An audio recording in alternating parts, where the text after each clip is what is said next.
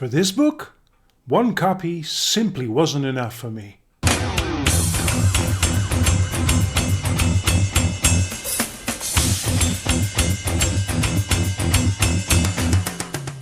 Hello everyone, and welcome to Dutchgreybeard.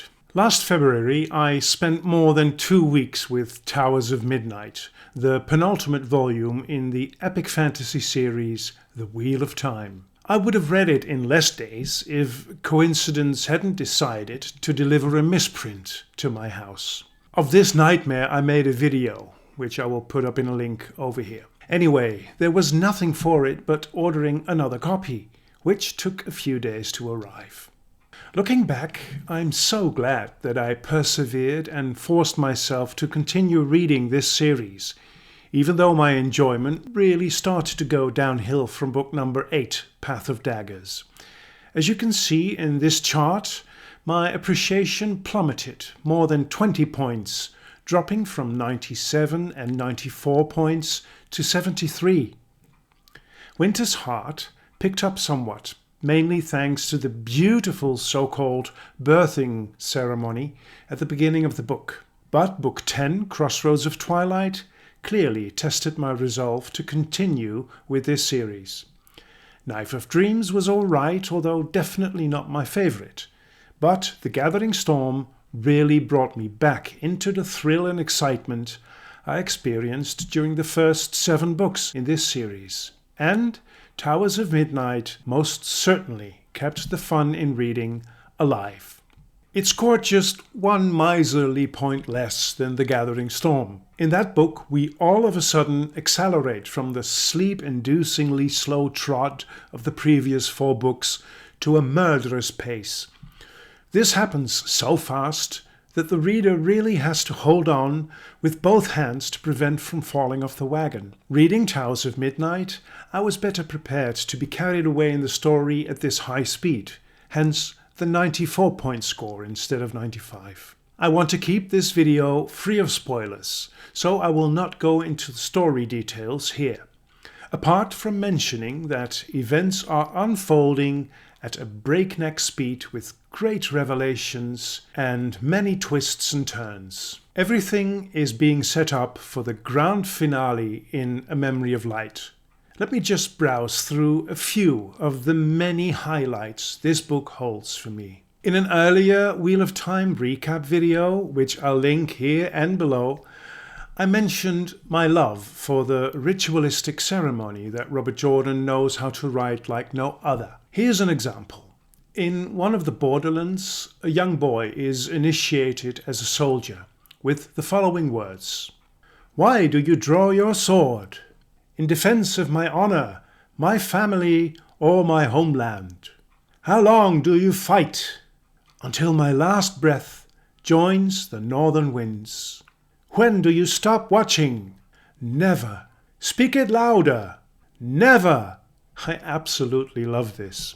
In this same vein of reverence is the beautiful scene where Perrin forges his new hammer. This is an absolute highlight for me in the book.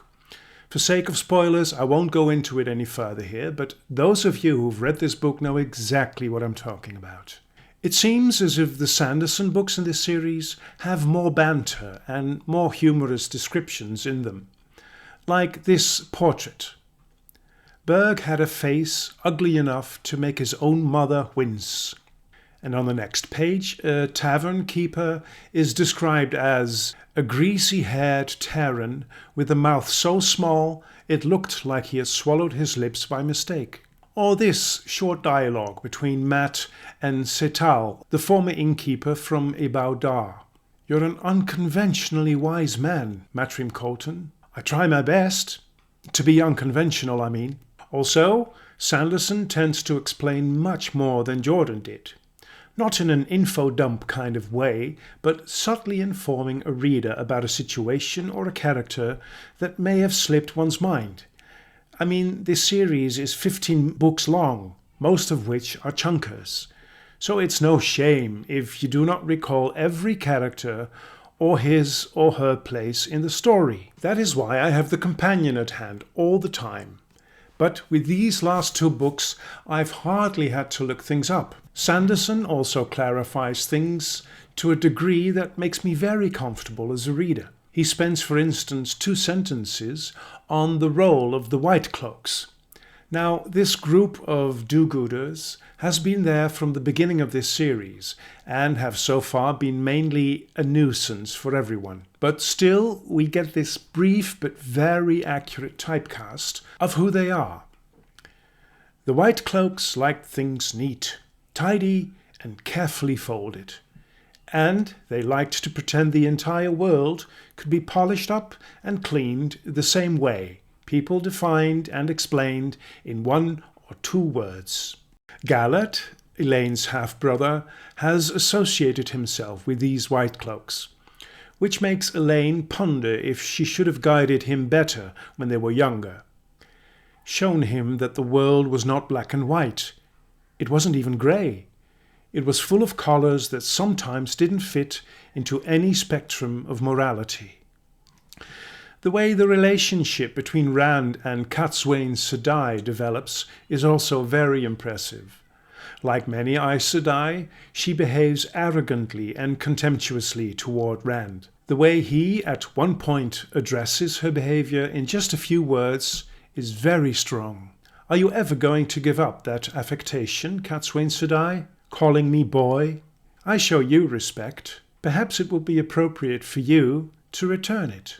I absolutely loved Towers of Midnight. As you've already seen at the start of this video, I gave it 94 points out of 100.